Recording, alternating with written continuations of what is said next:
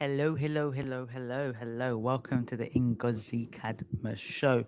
And we are going to be talking about friendships, the toxic side, the darker side. So we can really learn what we need to learn from friendships. I'm going to be reviewing for my sister's podcast. Shout out to them. They are amazing. We're going to review them. We're going to review them and review a clip or review a few minutes of them talking about friendship. So, um, they have, yeah, they were talking about the Shanquila, the Shanquila Robinson case that occurred months ago. It's still ongoing. So they did speak about that, and this is kind of what triggered their podcast episode. And I thought they just mentioned some really, really good points that I really want to talk about. Oh, they've got another one. The ugly side of friendship, cutting people off. Oh, I might have to review that. I love talking about friendship. So The reason that they ambushed her as well, which today is to me very, very Still, unclear because I still don't very know, unclear. I don't understand what warrants that kind of behavior in Yes, any circumstance or yeah, situation. yeah. I don't know. And sisters, come and correct me if I'm wrong, but when I was like watching and listening and just hearing more about the case, I was like, I don't know what warrants that kind of behavior Yes. from people that you would consider friends. Friends. I don't know. This is it. And that's obviously this is a ongoing case. Recent arrests have been made, but it's very new. And so a lot of things are unfolding. And unfortunately, the only people who really know what went down are the people that were in that room, Right, one right. of which is dead. So it's very much like we don't know the circumstances surrounding it. And even in this episode, we can't be like, oh, it's because she was jealous. Oh, it's because she did this. We can't. But what we can say is when it comes to friendship, I just want to point out, yeah, I just want to point out something. I want to point out something. Look at what they said. They cannot give a reason for. Yeah. If you come on, give me a like, share, and yeah, write a comment. Drop a comment as you come. Like, share, and subscribe this broadcast, this live. I need to get used to saying that, right? Point of what do you call it? Actions are important. Me telling you, you got to like, share, and subscribe. Okay, if you are watching me right now, hello. Put a comment. Let me know your thoughts and opinions, please. Especially when you're just talking to yourself, you need to get some interaction. Okay, they said something really, really important. They said they cannot determine what the motives were for the friends. And I have to give that a round of applause because what I found was very frustrating is, especially during that case, everybody kept saying they were envious. How do you know they were envious? How do you know that that was a causality? How do you know that that was the predetermined reason why they did that? They did a heinous thing, allegedly, I guess, because they still need to be convicted for it. How do you know that the reason they did that because they were jealous of her because she was doing well? Maybe she did something to them that was terrible. Nothing warrants what they did. There is no justification. But how do you know? We don't know the reasons until they admit the reason, until they say it. We don't know. And I like that they did not conjecture. They did not say things like, oh, we know they were envious, because a lot of people were running with that narrative, which I didn't think was right. Because it could be, that could have been the case, but maybe not everybody was envious. Like, I think we need to be very careful to judge people's assumptions when we do not know. It's best to say that there could be many reasons. There can be a multitude of reasons for their behavior. It doesn't justify the behavior. It doesn't excuse their behavior. But whatever led them to do what they did could be because of this, because of that, because of that, rather than actually saying what it is. I wanted to say that first and foremost. I think that was amazing. And to me, it shows critical thinking and maturity that they can watch something and not say what they think because they don't know. They do not know what it is. what can warrant such a response? This is the thing. I think one disclaimer or one thing that I want to say straight off the bat, and I'm glad that you said it even when you were talking about the context of the case, is we cannot allow this to become a victim blaming exercise. Exactly. We straight off the bat, it's always like and it makes me think of folks that are victims of other crimes, right? It's like, Yeah. what did you do to provoke such a consequence? Yeah. Or why were Um, you associated with such people? Exactly that. Or like, couldn't you have seen the red flags before and stuff Yeah. like that? Some of those flags stay hidden. And I think it's very important to ensure that in the pursuit of justice, Mhm. we don't try and force accountability onto the There victims we go. totally, right? I Yeah. think that I love that. I love that. What's your thoughts on that? Because I think that some things are just unavoidable. Some things, there's nothing you can do. I don't know. It's like a child saying, you should never have gone to see your dad. How do you know your dad was going to do something to you that day? Like, of course, if Shankrila was able to survive, she might have regrets. She might have thought, maybe I should have held off. Maybe I should have done this. Maybe I should, but she's not. So the point period is everybody else cannot say maybe this, maybe that, because from what we know and what we've heard, these were good friends. One or two. One was her best friend. There was a guy who was her best friend. He knows the family. I think all of the others were friends for a certain amount of years. These weren't even people you say, oh, she only met the other day, or she didn't know. She knew them very well. They knew each other very well. And this still occurred. My personal opinion, I don't think they intended to kill her. I think they intended to do what they did, which was beat her up, embarrass her, and then she passed. And like I've watched a lot of movies, they don't know what to do in that moment. But irrespective if your intention wasn't to end her life, your intention was to hurt her physically, violence, nothing warrants that. There is nothing that warrants that level. There's nothing I can do to you. Okay, maybe there is something I can do to you. Okay, I guess if I harm you, you might want to harm me. Obviously, in the kingdom of God, turn the other cheek. But generally speaking, unless violence is given to you first, what will warrant you to be violent back to me? I think it is crazy that this situation ended in that way. Right? It's crazy that this situation ended in that way. There should be nothing that she did that could cause that situation to occur. there's some elements insofar as, thinking about friendship, and I think it's provoked the wider conversation of Yes. how can I choose friends, and how Right. can I discern the signs before something, not even before something like this happens, but Yeah. before you find yourself in a situation that could have been prevented. Yeah. This particular incident, Yeah. whilst it's provoking those conversations, it's important to divorce this and say, whilst I can have the conversation around what makes a good friend and how to avoid people who don't have my best interests at heart, Yeah. what we're not going to do is actually blame someone like Shankwella and say, well, she should have picked better. Exactly. That's not what we're going to do here. We can't. That's we not the we take. can't, and that's not what we're going to do in the sisterhood. And I think this is a perfect example of why we have conversations quite often about being the villain. Right. Because oftentimes we think with conversations about friendship, it's how do I keep my enemies far? And it's like, but what stops you from becoming an enemy? Right. If you don't know what seeds are in your heart, what feelings kind of Ooh, that is so good. That is so good, right? Do you know what they just said? They said, what stops you from becoming an enemy? They're basically saying, don't focus on everybody else. You. This is the reason why it's important. People, look, let me be very honest with you. We are all the common denominators in our life. There are situations that it says us. We are the issue. We are the issue. We like to say that person's an issue. That person's an issue. If you are constantly having issues with different people, you have to ask yourself, what is going on? It doesn't even mean you're a villain. It could mean there's something about you that you attract people that are troublesome, right? You could be a very loving, kind-hearted, good-natured people pleaser, and you attract leeches. And you're wondering, why do I attract leeches? And something about you are a people pleaser. Until you deal with that people pleasing tendency, you might continue to attract leeches, because people pleasers look for people who use them naturally.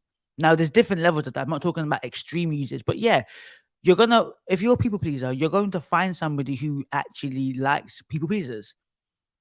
I'm not that person, but there's a part of me that can imagine liking somebody to a degree, not fully. That might be like, yeah, I want to serve you because of where I'm at and my level of self-awareness that couldn't run. I'll just be like, are you okay? Why do you want to do everything for me?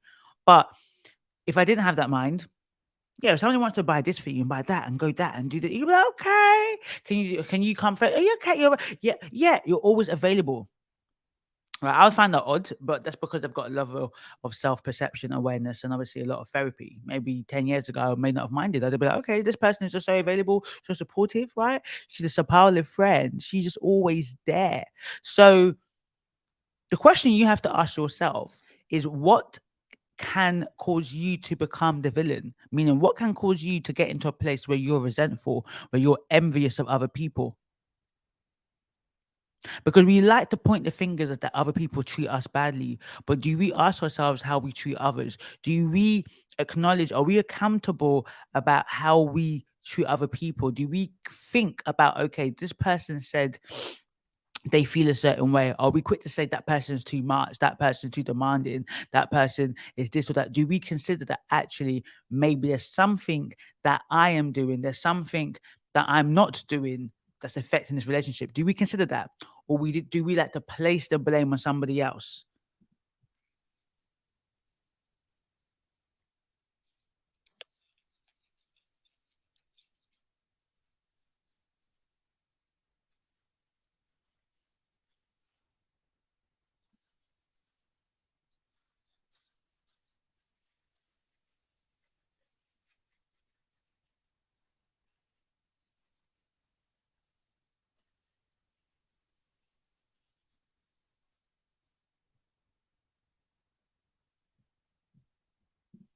Oh yeah, I gotta share it. Oh, you're getting used to, you gotta keep sharing it. Share it, share it, share it. What should a person be looking for in themselves so that they never get to this far? Right. So the first thing that I also want to address just in the sisterhood is we are anti-violence. As much as we love to banter, we be shouting world star and as stuff. love as we be bantering and saying, world star, and sometimes actions have consequences. When it comes to violence, we are strongly anti-violence against women, perpetrated by women. This is an anti-violence community. If you have an issue with someone, the goal is always resolution and restoration. And if that's not possible, you burn the bridge and you keep it moving. We go. There should never be, for me, violence is like extra off the chart. Yes. There's like 10 of anger. Violence is like, if you're able to commit a violent act, that is indicative of you have problems that need to be sorted out ASAP. That's like the extremities.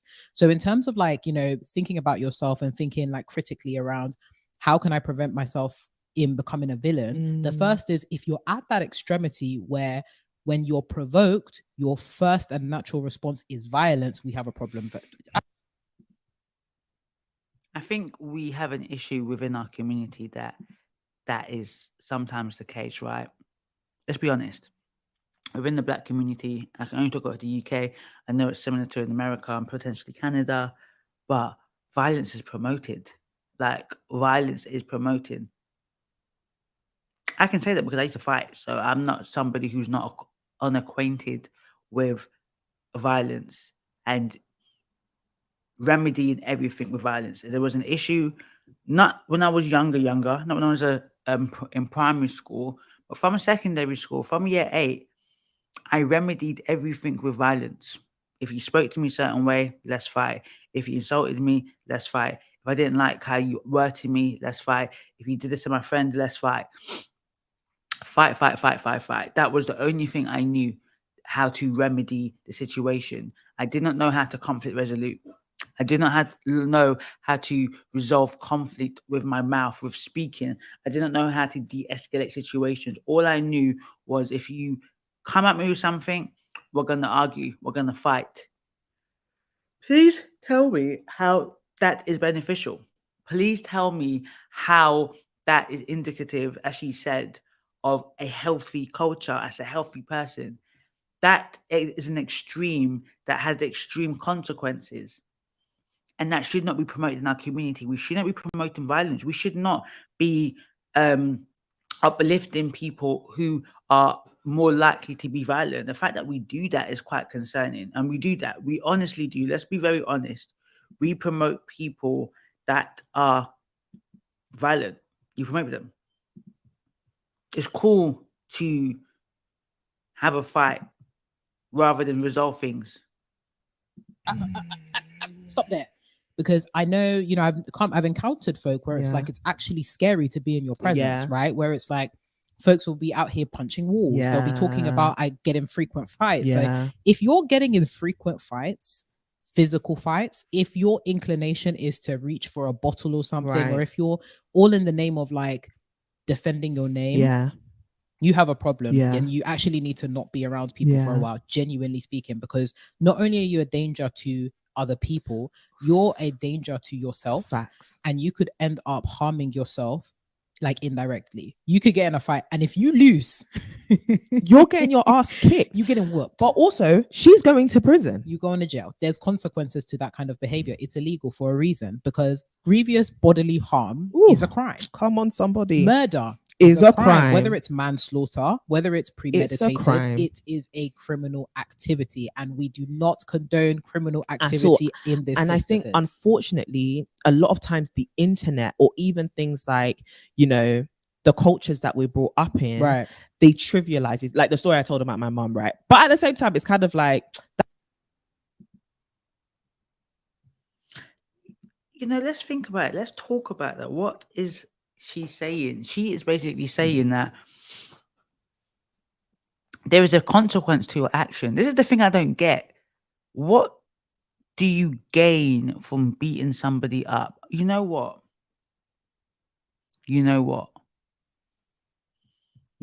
Let's do this.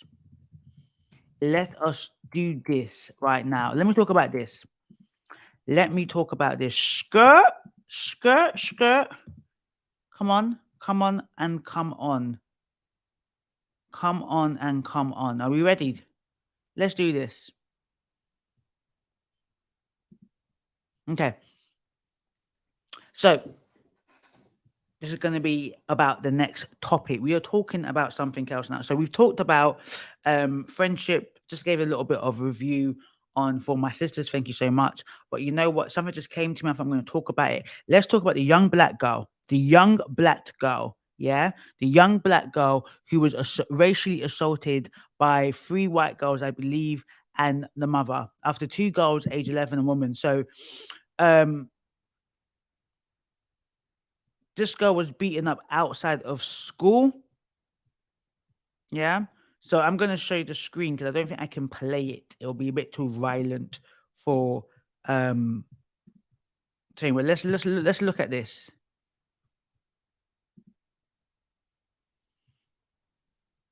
Let's look at this. Yeah. So 5 people, including a 10-year-old and 11-year-old, arrested following fight. Group attacked a single teenage victim outside a school in Ashford, Surrey. Yeah, it was a racist attack. It was a black girl who was beaten up by, I think, 4 or 5 white women. If you've seen the video, right, the video is atrocious. I was sent a picture of her hair. Her hair's been pulled out of her roots. Yeah. I think they blocked this one out because, well, she was young and it was like a child. You know what was really sad about this? If you've seen the video, yeah? If you've seen this video, yeah? This is a guy called Respect, and he come up with a number of people out there to kind of just, I guess, stand in solidarity to not accept a racist attack like this. Let me say what happened. Let me tell you what happened, right? So I think the black girl was defending somebody else. Then I guess the white girls saw her defending that, didn't like that, and then said certain racial stuff and was like, you're going to get attacked, right? So she comes out of school and they jump her, and the mother is egging it on. What, that kind of mother? Social services need to get involved. As a social worker, honestly, that level of encouragement, your children to be violent to a woman, young child, racially, you need to, children need to get involved, mate. Child protection need to get involved, because those kids, yeah, she was asking her 10-year-old child to attack another girl. You can hear her, come on, get her, come on, fight her, come on, get her, literally, I'm not exaggerating. That's the person you're hearing in the video is the mother.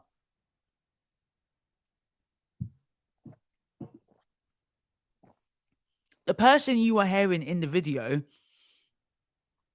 is the mother. Telling her, I guess her children, to beat up a black girl, right? And it's not because she's black, because I've seen a situation where the woman, it wasn't a black, it was just two, I think, white girls fighting. And I was appalled. I think they were being bullied. So it's bad because they're jumping on her. It's bad because I think it was we've been told it has been racially motivated. Girls fight all the time. There's nothing new. It's terrible. It's disgusting. I would be outraged irrespective of that because it's just disgusting. I'll be outraged if a mother is egging on her children to fight.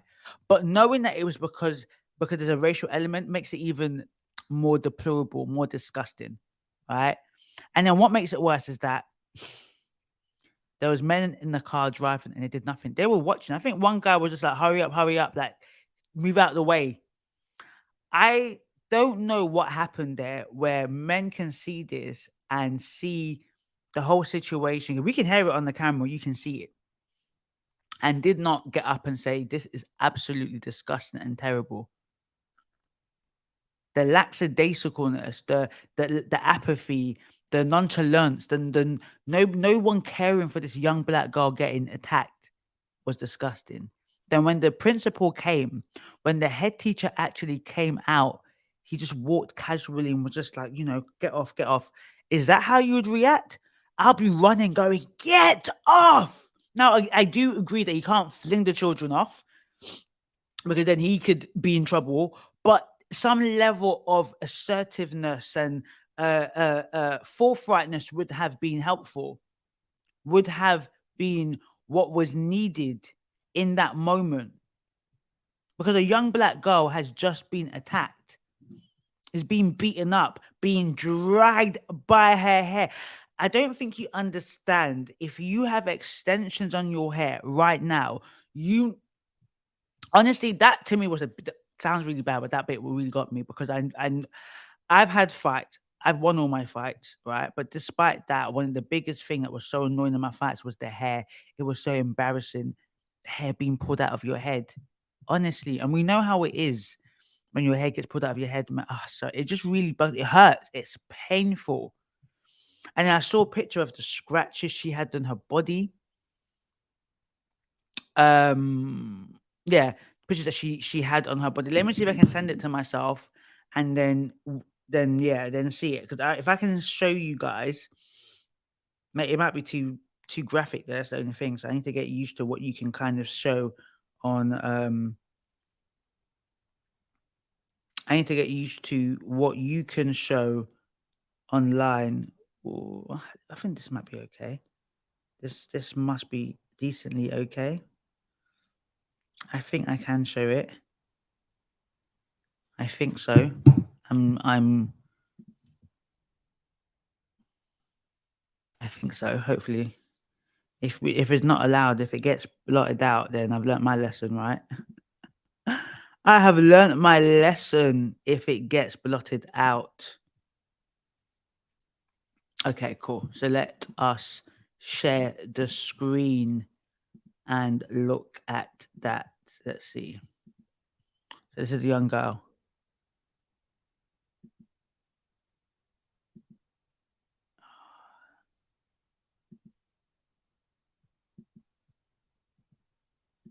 Look how horrible that is. Someone said, if this happened to any of my kids, I am pretty sure I would be in Belmarsh now, waiting for trial.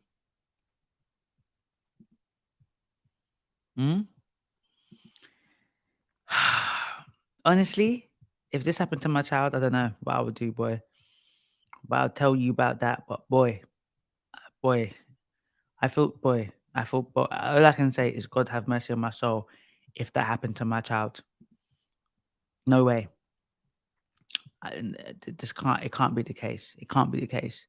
let's play this video and see what it is saying. I want to see what it is saying. So I'm going to play a video and I want to basically see what it's saying, because I think that this needs to be, we need to talk about this. We need to talk about how this is happening in this day and age, right? How this happens in this day and age.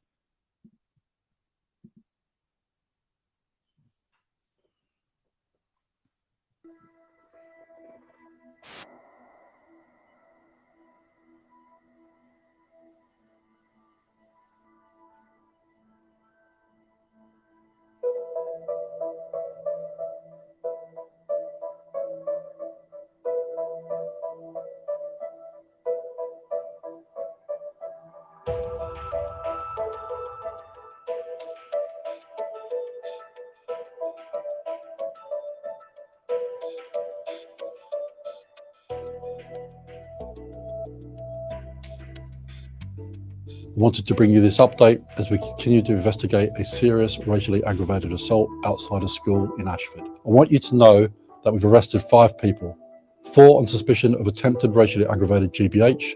2 of these people were also arrested on suspicion of child neglect and for encouraging an offence to be committed. The victims continue to... So that means they were adults. If they had been arrested for child neglect, that means they were adults.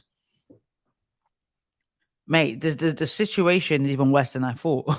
Like, that means they were adults. The 2 people were over 18 and were more likely older than that. Shocking. Arrested for child neglect. Good. You know what's so interesting? Ain't God good, right? Why did you promote this? Who was videoing this? Was it you that was videoing this and you thought that this would be good? Sometimes I think that people that do some mad behaviors live in their own world. It's like the whole Shanquella Robinson. How are you going to film a murder, bruv? I don't understand that. I'm glad you did it so we have evidence, because the worst thing is people are doing things out here and there is no evidence of it. But I find it quite concerning that people are filming their actions. Are you normal? Are you normal? Are you not surprised, shocked that you're going to get... I just don't get the human beings. The trauma that this young black girl is going to go through is going to be really sad, because she is not only traumatized because she's racially attacked, right? These things happen, but these should not be happening now. But you see, in 2023, black young girls are still being attacked because of the color of their skin and their gender. Are we taking the mickey out here? We are still being attacked for our gender. And when we tell you there's racism, you're like, no, there isn't. Look, I am the person that believes that racism exists, but it's not ubiquitous. Racism exists, right? But we can dismantle it. Racism exists, but it doesn't stop me. It will not stop me. It does not stop me. But racism must exist. There is no denying that there are... See, this is what I'm saying, that people that were racist in the 60s and 70s have not disappeared. They've raised children and got grandchildren thinking like this. Where do you think these children got racism from? They got it from their mum. Who probably got it from her family. The reason why people are not overtly racist because it's no longer it's no longer agreed societally.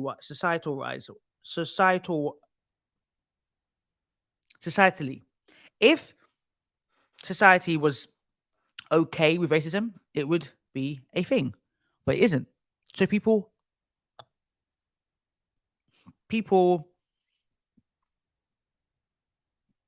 keep it in. It's that simple. You don't know what I have in my head. I can be cussing you right now because you are this and that. And I know that if I say that out loud, I will get in trouble. So I won't say it out loud, but I will do it in other ways. I'll do it when I talk to other people. I'll do it when I think no one's looking.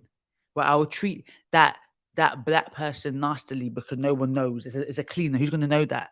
But now with social media, people are getting caught for their behavior. They're getting caught for their behavior. To receive specialist support from officers, and I can confirm that one has been to hospital and received treatment for injuries sustained during the attack. A 15-year-old girl is still wanted in connection with this assault on suspicion of racially aggravated harassment. She knows she is wanted. We're working hard to find her and we ask her to come forward. The video of the assault is incredibly distressing. We don't care about what community or who wants to try and intimidate us. When it comes to the children, we're stepping up now, man. Talking's done. Yeah, unless we're mobilizing and speaking about action. So we now know how Legal Sis is going to be supported to some degree. Yeah, Black British parent and Black child agenda are going to deal with holding the school accountable. With 25. So yeah, that just shows you a powerful force when we come together and essentially say, we are not going to stand for this. We're not standing for our children that are meant to go to school for education and meant to be safe being racially attacked. She is now, yeah, people shared it because of concern, but now I don't know how she looks like. I didn't look at her face, right? But she is going to feel the eyes and stares of people. People in Ashford are going to hate her for speaking out. She didn't even speak out, bruv. People are going to hate her because she actually is the victim. That's how maddening racism is. That's how maddening people can be. That they will hate her. They will dislike her, but she's the victim. She was the one that was racially assaulted, but she's going to be the one that's disliked in the community because it's brought a negative light. No, what's happened is that the light has been shown on the racism that might exist in that area. A 15-year-old girl was wanted, bruv. How is a 15-year-old girl wanted? Like, when you hear this here, you think this must be mad. Like, how is a 15-year-old girl on the run? Where's her parents? Is she a foster child? Is she in a residential placement? Like, where the parents should know where their kids are. If she has parents and the kid is wanted, arrest the parents, please. I'm so sorry. I'll bring my child. My child needs to understand the consequences of her actions. Why are you hiding your child? Why are you hiding your child? Please answer me this question. Why have you hidden your child? Police. Go to the parents and say, look, your child is wanted. Where is your child? If you don't know where your child is, I'm going to arrest you for child neglect. Your child is missing. Not only is the child wanted, yet the child is missing. If the parents don't know where her children is, I'll be concerned. Why don't you know where your 15-year-old daughter is? Or are you hiding your daughter? You're trying to stop her from getting justice. You're trying to stop, not getting justice, getting her just desserts. That's why it's funny, you see. Nigeria isn't the only country that does this, right? In Nigeria, if this occurred, yes, these kids will be hidden. Money will be exchanged. It happens in the UK. It happened with the Shanquilla Robinson. I don't even know if they found them yet. Have they found the other four? Because they were not able to find some of them. People were hiding them. Look, parents, aunties and uncles, I understand you're scared for your kids, but I am telling you, it is the best thing to let your child face the law. They need to understand that they're not 4. The 10-year-old you can allow, because the 10-year-old unfortunately is being told to do something by her parent. But the 15-year-olds, they knew better. They need to understand the same way that 14, 13-year-olds get done for crime. They need to get done. They need to go to juvie. They need to understand that they attacked somebody premeditated due to the color of her skin. Doesn't matter what issue. There was no issue that warranted that behavior. And the sad thing about it, the young girl that got assaulted did it because she was defending somebody else. So she was doing a kind gesture. Do you know what it means now? That a lot of us have to consider whether it is even worth supporting people, helping people, because we can get attacked to do something good. She got attacked for protecting maybe someone who was more vulnerable than her.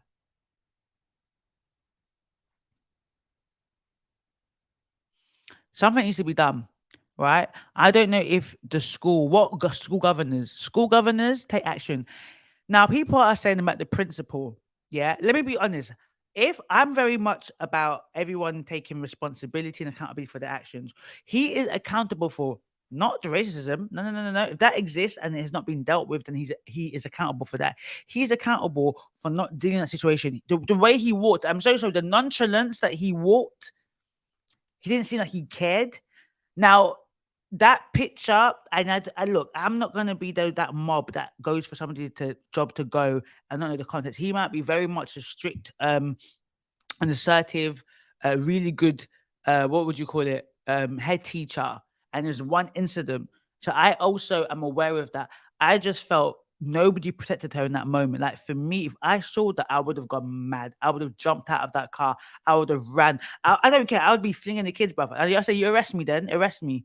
There is no way you're going to be 5 girls, 3 girls, 4 girls on that. Brother, I might have just fought the mother. Are you mad? I'd have been like, going to her. So I get it as a head teacher. You got to be very careful. There were other kids involved. But the way he came, I just don't think as a head teacher trying to protect your children, your pupils, that was the way to do it. He should have shouted and said, get off her now or you're excluded. I don't know if he knows the names. Lucy! Tracy!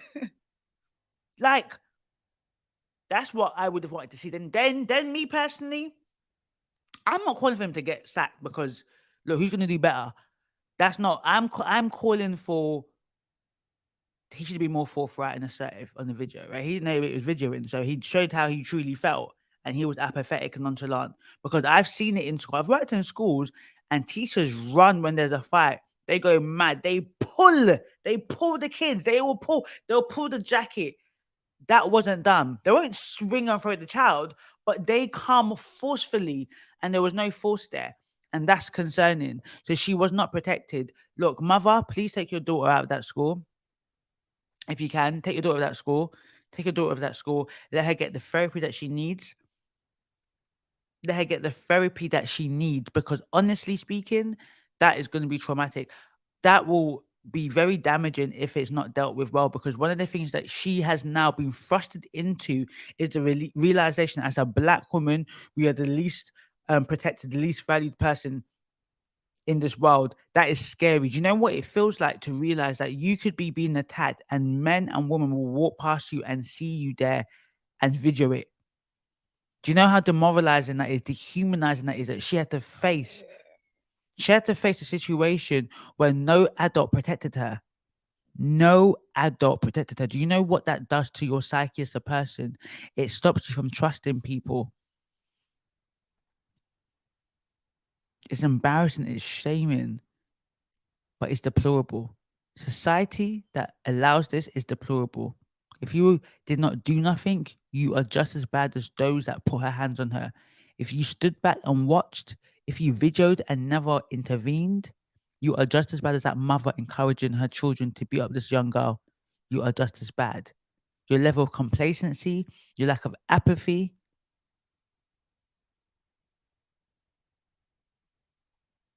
be ashamed of yourself. Every single one of you there that day that did nothing to stop this from occurring, be ashamed of yourself. I pray that this does not happen to any of your kids, and you don't have to sit there and witness your child get beaten up mercilessly because of who they are. That's what I pray. Because of what they look like, because of the color of their skin, because of how they sound, how they speak.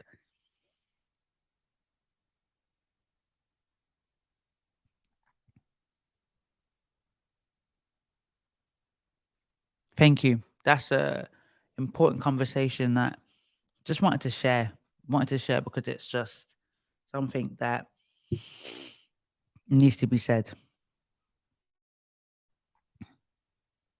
Like, share, comment, subscribe, and see you in the next video.